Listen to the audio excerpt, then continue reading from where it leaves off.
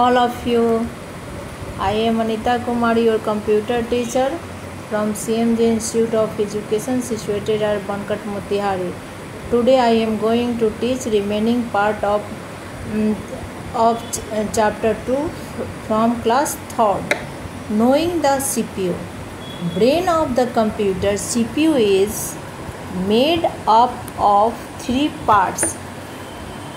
CPU is a brain of the computer. CPU computer का मस्तिष्क है. CPU 3 भागों से मिलकर बना है.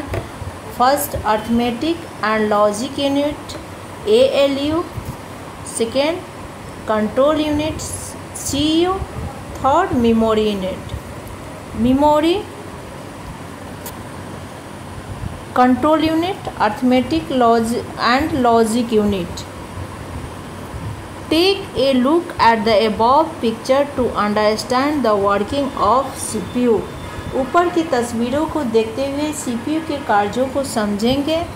अर्थमेटिक एंड लॉजिक यूनिट यानी ALU performs all the arithmetical calculations and logical operations.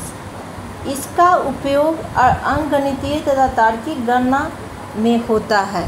Memory stores the input and the output of the computer.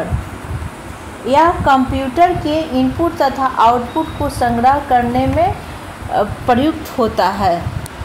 Control unit controls the working of all parts of the computer system and to coordinate the movement of data to its various parts. यह computer के सारे कार्यों को नियंत्रित करता है तथा computer के सारे भागों जैसे इनपुट आउटपुट डिवाइसेस प्रोसेस इत्यादि के सारे गतिविधियों के बीच तालमेल बैठाता है. Let us understand this with the help of an example. उदाहरण की सहायता से चलो इसे समझें. If you want to add 2 numbers 10 and 20, यदि आप 2 नंबर 10 और 20 को जोड़ना चाहते हैं तो enter the key problem 10 + 2 through keyboard input unit. Keyboard के द्वारा प्रॉब्लम यानी समस्या को प्रवेश कराते हैं जिसे इनपुट यूनिट कहते हैं. The problem comes to memory. समस्या मेमोरी में आता है.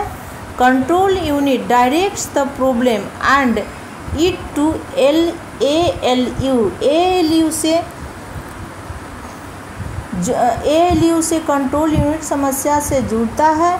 Now ALU solves our problem to produce the result. अब ALU समस्याओं का समाधान का रिजल्ट देता है.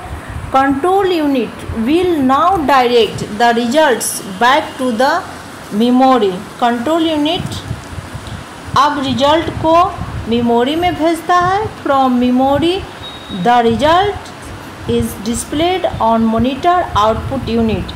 मेमोरी के द्वारा रिजल्ट मॉनिटर पर हम लोग देखते हैं. So chapter 2 is finished.